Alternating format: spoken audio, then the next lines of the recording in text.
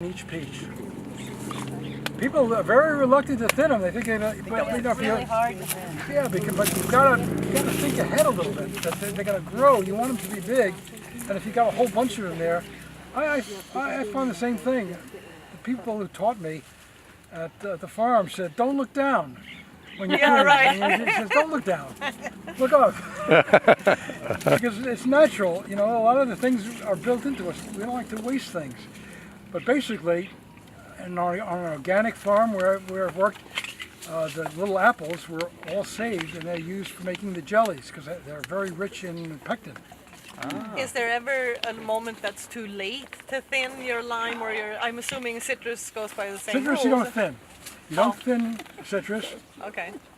and you don't thin cherries, and you don't thin nuts. But peaches, plums, pears, apples, you get a lot of bonus. And can you thin it as late as like that size? Or? Probably the horse is out of the barn by then. Oh, okay. Yeah, what's happened is, see, the other thing too is about thinning them early. When the fruit begins to develop, it develops another one of the hormones, and what that second hormone does is it suppresses flower buds, so that the tree will have a year to recover, and that's why they go into alternate bearing. So if you leave a lot of fruit on the tree, the next year is not going to be very much.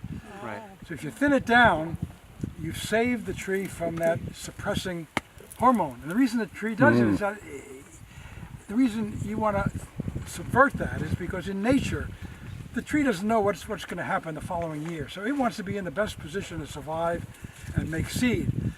So it secretes this enzyme, and that suppresses all the flower buds, and the next year it's kind of resting. But the point is, in your orchard, you're going to feed it, you're going to water it, it's going to get plenty of sun. You've already taken care of that. So basically, you want to thin the fruit and prevent that alternate bearing from developing.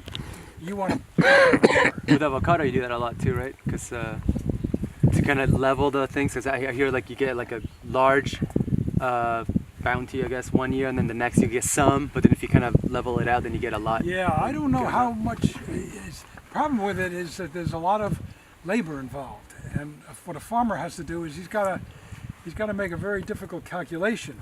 With peaches and with apples, there are sprays that will do the thinning for them. Organically, you have to thin by hand, but basically, by the concentration of the spray, they can almost decide to a pound how many apples they're going to take off. Wow. Yeah. So they're called the pruning8, plant growth hormones. So they'll spray the tree very early, as soon as the blossoms have set, and know exactly what kind of crop they're going to get. Wow. Yeah, that's true. If they get large, you'd want to thin them so that the one you leave is going to ripen and get them to a nice size and sweet. When you say blossom set, there's a little spray you can do on tomato flowers to make them actually stay and not fall off and become tomatoes. Could you do that on your apple tree? Is that in lieu of pollinators, or? No, it won't pollinate them, but it's a spray that's called Retain. And what it does is it'll allow the apples to stay on the tree for an extra week or so. And it's used in certain apples like Honeycrisp, where the farmer wants to get them riper or redder. Basically, they're farming for the market. They know But they're spraying the fruit or the flower? fruit. Oh, I'm talking about the flower. Like you spray the flower, it probably is water To keep and on the no, sucker. No, there's no way you can. The tree will have a flower drop of about 90%. Oh. And what the tree is saying is, when the flowers form, the tree is making a calculation. I have enough carbon, enough nutrients to ripen this many flowers into fruit. And the extra ones they'll drop.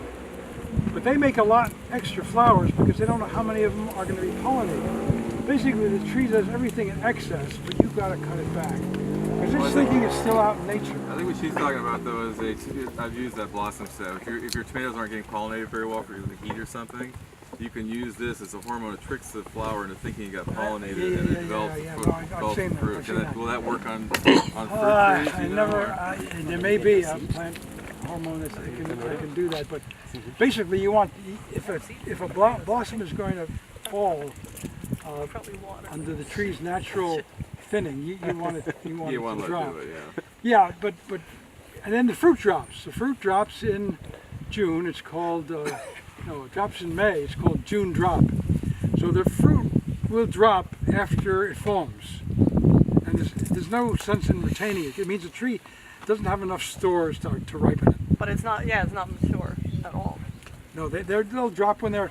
That's very disconcerting to people. But the fruit will drop when it's about the size of a marble, or even not much bigger than that. But Right. fruit drop is very common.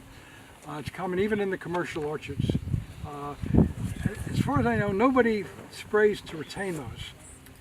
When you want to retain the fruit is when it's almost ripe and you want to get another extra week out of it. That makes sense. Yeah, there's a lot of different apples have different characteristics, and some of them need to be sprayed with, because a lot of them are very highly hybridized.